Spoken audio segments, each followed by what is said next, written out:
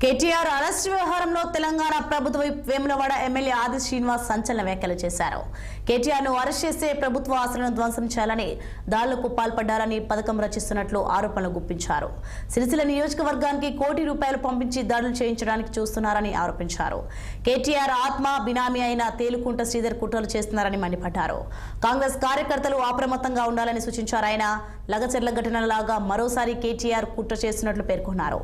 అయితే కేటీఆర్ చేసే కుట్రలకు తాము భయపడమని దొంగే దొంగ అన్నట్లుగా కేటీఆర్ వ్యవహారం ఉందని మండిపడ్డారు. బీఆర్ఎస్ పార్టీ అంటే కేసీఆర్ బంధువుల పార్టీగా మారిందన్నారు. భావకళలో ఆనందం కోసం హరీష్ రావు అసెంబ్లీలో అడ్డగోలుగా వ్యవహరిస్తున్నాడని ఫైర్ అయ్యారు ఆది శ్రీనివాస్. అసెంబ్లీలో బీఆర్ఎస్ పార్టీ శాసనసభ్యులు చేసినటువంటి వాతావరణం కలుషితం చేసే విధంగా బీఆర్ఎస్ పార్టీ అంటే బంధువుల రాష్ట్ర సమితి పార్టీగా మారిన పరిస్థితి లోపల కనిపించిన సందర్భం. ఓవైపు ఇదే కేటీఆర్ గారి పైన ఏసీబీ కేసు నమోదయ్యే క్రమంలో ఈ ఫార్ములా రేసుకు సంబంధించిన దానిలో కేటీఆర్ గారు బయట మాట్లాడుతూ ఏం చేసుకుంటారో చేసుకోండి, ఏం పీక్కుంటారో పీక్కోండి అన్నటువంటి కేటీఆర్ గారు నిన్నటి రోజు ఏదో సందర్భంలో అసెంబ్లీలోని చర్చకు సిద్ధమనే మాట.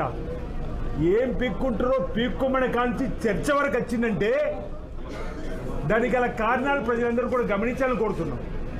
ఓ వ్యక్తి కోసం మీ పార్టీ ఉన్నదా? ప్రజా సమస్యల పైన మీ పార్టీ పనిచేస్తుంది, ప్రజలకు సమానం చెప్పాలనుకుంటున్నాం. ఓవైపు పాపాల పుట్ట ధరణిని రద్దు చేస్తూ భూభారతి తీసుకొస్తున్నందుకు దుగ్ధన ధరణి పోతుంది, ధరణితో పాటు మా వేల ఎకరాల భూములు పోతున్నాయని చెప్పినటువంటి కోపమా ఈరోజు ప్రజలకు చెప్పాల్సిన అవసరం ఉందన్నమాట సందర్భం చెప్తా ఉన్నాం. 20 years ఇండస్ట్రీ అంటారు హరీష్ రావు గారు. 21 years క్రితం నుంచి నాకు అనుభవం ఉంది. 20 years ఇండస్ట్రీ అనేటువంటి వాళ్ళు ఈరోజు సభలో చేసిన దానికి క్షమాపణ చెప్పడే కాదు, ప్రజల ద్వారా ఈరోజు నేను ఒకటే కోరుతా ఉన్నా. అతను సభ నుంచి రాజీనామా చేసి పోయినా తప్పే అంటున్నా. స్పీకర్ గారి పైన ఓవైపు నినాదాలు కొనసాగుతున్నాయి. ఫ్లాగ్ కార్డులు తీసుకొని వచ్చిన ముందుగా వెళ్ళోకి రావడమే తప్పు. వాళ్ళు తీసుకొచ్చినటువంటి రూల్స్ ప్రకారము వెళ్ళోకి రావడం తప్పు. అందులోనూ వెళ్ళోను ఫ్లాగ్ కార్డులు పెట్టుకొని ఇది కక్ష సాధింపు అంటున్నారు. మీ ద్వారా ప్రజలకు వివరణిస్తున్నా.